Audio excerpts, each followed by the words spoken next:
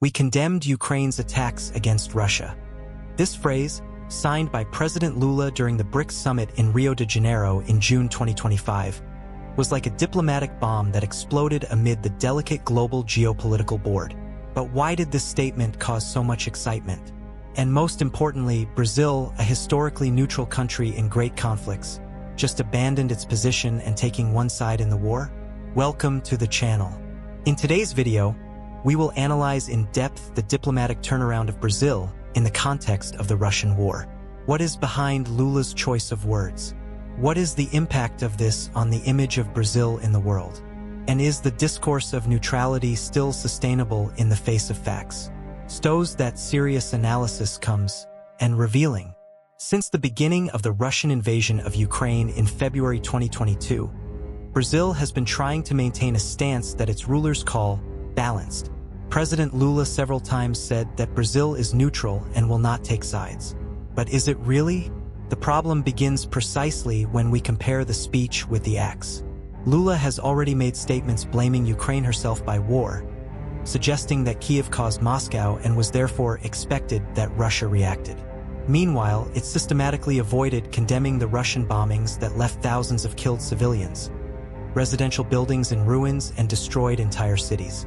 And this ambiguity became international perplexity when, on June 6, 2025, during the BRICS summit held in Rio de Janeiro, Lula signed a joint statement that explicitly condemned the Ukrainian attacks on Russian infrastructure, but made no mention of the invasion of Russia or attacks against Ukrainian civilians.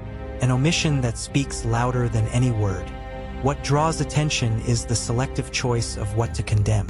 The document, supported by Brazil, Russia, China, India, and South Africa, criticized the Ukrainian bombings against Russian railways which, by the way, are used to sustain the logistics of Putin's invasion. Yes, some Ukrainian actions eventually hit Russian civilians collaterally, but the primary intention was to reach strategic military targets. At the same time, in the same period, cities such as Kiev, Kharkiv, and Sumy were targets of a flood of drones and Russian missiles. Thousands of families were forced to flee their homes. School buildings, hospitals, and whole neighborhoods became rubble. All this without even a line of repudiation from BRICS, and, consequently, without a gesture of solidarity in Brazil. And here comes the uncomfortable question. When you condemn only one side of such a disproportionate and brutal conflict, can this still be called neutrality? To understand why Brazil may be abandoning its traditional position of neutrality, it is necessary to look beyond the discourses and dive into the concrete interests that connect Brasilia to Moscow. Let's start with the trade. Brazil has become, in recent years, the second largest buyer of Russian diesel in the world. That's right. While much of the West has imposed very tough sanctions on the Russian economy, Brazil intensified fuel imports coming directly from the invading country. Not only does this reinforce economic ties with Kremlin, but raises an uncomfortable question. Is Brazil helping, even indirectly, to finance Putin's war machine? But the alliance goes beyond fuel. During the months preceding the BRICS summit, President Lula was intensifying his lines and gestures of approach with Moscow.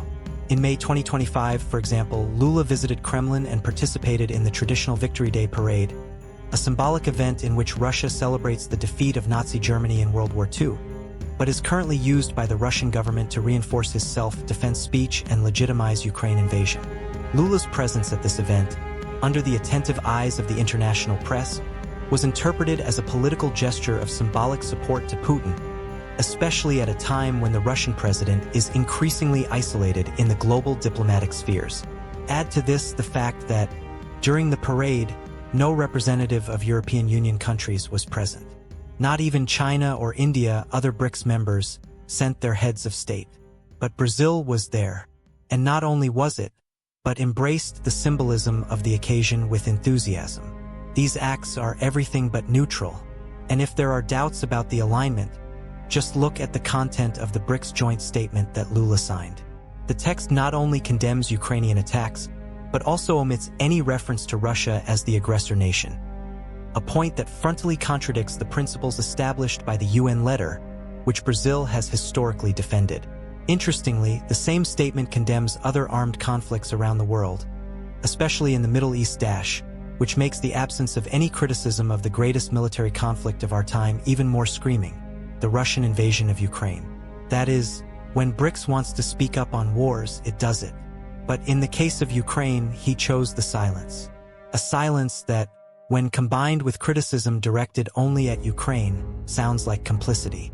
And here it is necessary to reinforce something essential. Ukraine is being invaded. It is not a conflict between two equal sides. It is a sovereign country being attacked by another, seeking to annex its territory to force. Russia destroys cities, civil killer, kidnap children, bombardia hospitals. And yet, the Brazilian government seems more uncomfortable with missiles that fall on Russian train rails than to the missiles that destroy daycare centers in Kiev. We are facing a historical turn in Brazil's foreign policy. The supposed neutrality is increasingly looking like a facade for a practical, and even symbolic, alignment with Kremlin. But what does this mean to the role of Brazil in the world? What are the consequences of abandoning the values of self-determination of peoples and international balance? Since then, the debate on real Brazilian neutrality has gained a new level. It is no longer just about interpretations or lines. These are signed statements, symbolic presences, and explicit trade relations. When a country that claims to be neutral condemns the invaded nation and ignores the invader's war crimes, this neutrality is no longer only fragile, it becomes unsustainable. The war in Ukraine has lasted more than 3 years. At that time, Russia devastated entire regions, rocked urban centers, caused mass displacements, and turned the Eastern Europe into a field of destruction and death. The international community, even with all its own contradictions and interests, has managed to build a consensus. Russia is the aggressor, and Ukraine the victim of an expansionist war. In this context, Brazil's stance draws attention not for its ambiguity, but for its selectivity. When Lula participates in an event in Moscow alongside Putin and then signs a note condemning Ukraine, without a single word about Russian civil attacks, he sends a clear message. Brazil chose one side, and this side is not peace, nor that of neutrality. It is worth remembering that historically Brazil has always tried to position itself as a pacifying nation. In several decades, he acted in UN peacekeeping missions, served as a mediator in regional conflicts, and built an international reputation based on respect for the principles of international law. But this legacy is being corroded stride. When a country ceases to denounce massacres, destruction of cities, and violations of sovereignty, and instead chooses to protect politically, and even economically, the aggressor, this has a name: diplomatic alignment. And as much as Lula tried to support the discourse of neutrality, the facts are stubborn. The fuel agreements with Russia generate dividends that feed the Russian war effort. BRICS statements under its signature reinforce Moscow's rhetoric, and his presence at the victory parade at Kremlin sends a symbolic image of approval. Of course, economic interests weigh. Brazil needs energy, fertilizers, market access. But the question is, how far should you go in the name of pragmatism? What is the cost of supporting, even indirectly, a war of aggression? The answer is not simple, but the signs are clear. Brazil, once respected for its attitude of balance, today sees its worn international image. Traditional partners observe with suspicion. Multilateral organizations question. And even within the country, analysts and experts point to a worrying turn in foreign policy. It's time to stop calling it neutrality. What is seen is a strategic and ideological repositioning that brings Brazil closer to the Russian orbit and removes the country from universal values such as self-determination, respect for borders, and civil protection in times of war. In short, Brazil may not even declare official support to Russia, but, in practice, the non-said words, symbolic gestures, and commercial ties scream louder than any formal pronouncement. The world is watching, and the story, as always, will judge.